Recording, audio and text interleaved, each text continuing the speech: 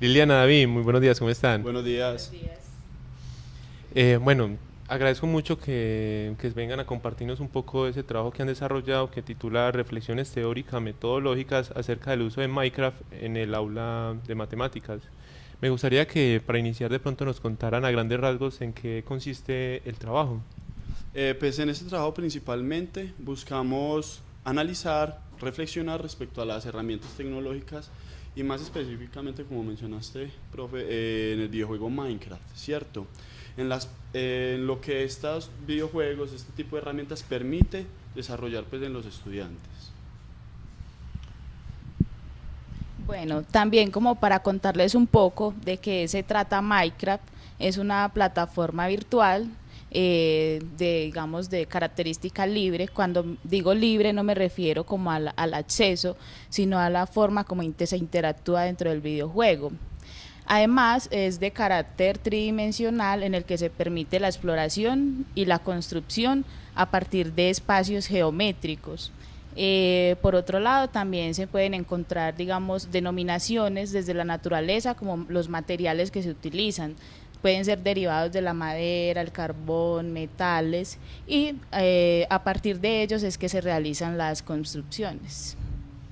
Ustedes se acercan a un recurso que está tomando mucha fuerza de forma más contemporánea en la educación matemática y es el uso de los videojuegos.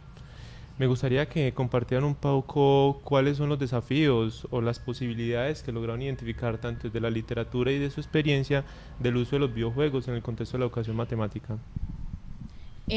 Consideramos que gran parte de los desafíos parten como de esa mirada que tienen tanto los maestros como los padres de familia hacia los videojuegos, dado que son vistos como una pereza mental o una práctica digital que genera dependencia y que los estudiantes no van a estar inmersos, digamos, en un objeto matemático, sino más como en el juego, y se va a perder como ese aprendizaje del objeto.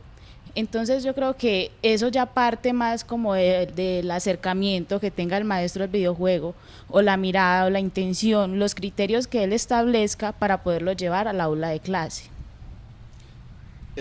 Otra posibilidad es desarrollar pues, procesos didácticos, desarrollar pensamiento matemático, en donde se haga énfasis en desarrollar especialidades motoras, mejorar de habilidades respecto a las TIC y con las TIC. Implementar este tipo de herramientas y a la hora de pensarse sobre el aula de matemáticas debe permitirle al profesor, como dije anteriormente, pensar exactamente eso, la práctica educativa, ¿cierto? Cómo usar este tipo de herramientas y si estas sí se vinculan efectivamente en el aula de matemáticas, qué sirve, qué no sirve y estas cuestiones. Como maestros también es difícil pensar porque nos encontramos ante un fenómeno, y es cómo captar la atención de un grupo de 45 o 50 estudiantes, ¿cierto? Entonces, ¿cómo enseñarle matemáticas si las matemáticas constituye, digamos, el mal en la escuela y los estudiantes no quieren ver matemáticas? Y entonces como el maestro empieza, digamos, a ver ese estudiante, a analizarlo y a pensar cuáles son esas necesidades que tiene el estudiante o cómo vincularlo, digamos, a las matemáticas. Entonces es ahí como un estudiante tiene, digamos, un acercamiento muy desmedido a la tecnología, todo lo quiere explorar, todo lo quiere hacer, quiere ir a las redes sociales, quiere buscar videojuegos. Y si tú le preguntas a un estudiante, digamos, ¿qué haces con un celular o qué haces en tu computador cuando llegas a la casa? Ah, no, yo juego, yo voy a las redes sociales, ¿cierto? Nunca va a decir yo voy a consultar la tarea que me dejaron en clase.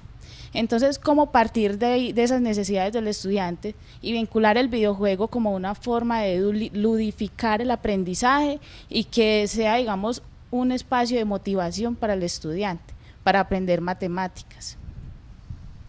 En el discurso que ustedes nos están compartiendo acá se evidencia con reiteración eso asunto de los procesos matemáticos, el componente matemático, y en ese sentido me gustaría preguntarles un poco, bueno, cuáles fueron de pronto las potencialidades o elementos más significativos de ese trabajo en torno a Minecraft en relación a los conceptos matemáticos que lograron identificar ahí. Cuando Ahora. tú nos preguntas acerca de los objetos matemáticos que uno puede identificar en Minecraft, se hace muy evidente como desde la definición de Minecraft como plataforma virtual de carácter tridimensional y que permite la exploración, la construcción por medio de un juego creativo, ¿cierto?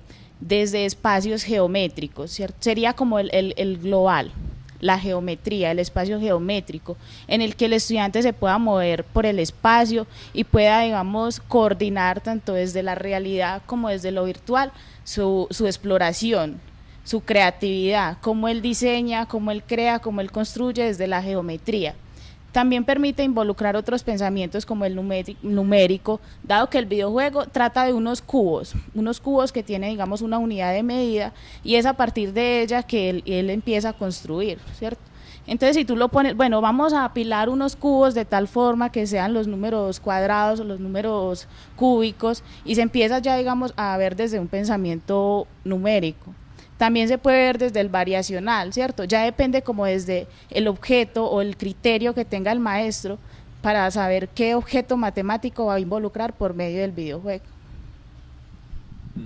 Cabe resaltar también, como lo mencionaba la compañera, esos elementos que ella mencionaba respecto al numérico y respecto al variacional, se tiene que desarrollar de tal forma que el profesor tiene que abordar el juego primero, porque hay naturalidad del juego y hay artificialidad, por así decirlo, en donde es el profesor en el que hace la artificialidad, y en la naturalidad ahí está, por ejemplo, el pensamiento métrico. ¿Cuánto entonces podría equivaler la medida de un cubo respecto a lo que mide en la vida real? Por ejemplo, una puerta, para que pueda entrar una persona en el mundo de Minecraft, tiene medida de 2 cubitos, entonces sería como el tamaño de una persona estándar y así. Yo considero que una de las dificultades o bueno, las inquietudes que van a tener las personas cuando estén observando este video es bueno, y cómo acercarnos a los procesos evaluativos desde el uso de los videojuegos.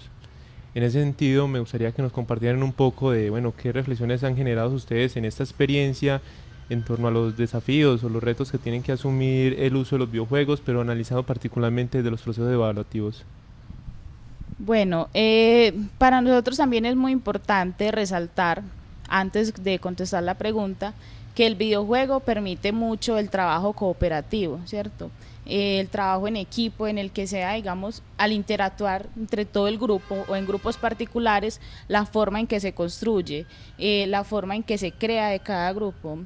Y es a partir de ahí donde se crea un proceso de evaluación, desde la participación, desde la construcción, desde el trabajo cooperativo, como también desde los criterios y el objeto matemático, digamos, esos resultados de aprendizaje que muestran los estudiantes a partir de la exploración. Ya para resaltar o para terminar, pues lo que decía la compañera, respecto a los procesos de evaluación, primero que todo se tiene que saber qué se va a evaluar, ¿cierto? Porque como dije ahorita, el juego tiene tantos procesos naturales, de la naturalidad del juego y cuestiones ya que puede modificar el profesor. Entonces, por ejemplo, si se trabaja un proceso como el de medida de los cubos, se tiene que tener en cuenta que primero el estudiante sí tenga trabajo sobre el videojuego, que sí lo entienda, que sí sepa desarrollarse dentro del videojuego, porque si no lo logra va a ser muy difícil el aprendizaje, pienso yo. Segundo, que ellos sí logren hacer bien la correspondencia de la medida del cubo con la vida real. Es una estimación, no quiere decir que sea pues exacta, pero es una estimación. Y por último, pues, que el estudiante logre incorporar lo aprendido del videojuego a la vida real, ¿cierto? Está bien que uno también va a desarrollar otros pensamientos, va a desarrollar procesos cognitivos, pero el uso de este videojuego también apunta a, por ejemplo, resolución de problemas en la vida real. Liliana, David, muchas gracias por compartirnos esta experiencia. Con seguridad será muy gratificante acercarnos a ese trabajo en extenso que se encuentra junto a este video para mirar un poco con mayor detalle y mayor explicitación en esos procesos que se están generando y que ya nos han mencionado. De nuevo, muchas gracias y hasta luego. Con gusto.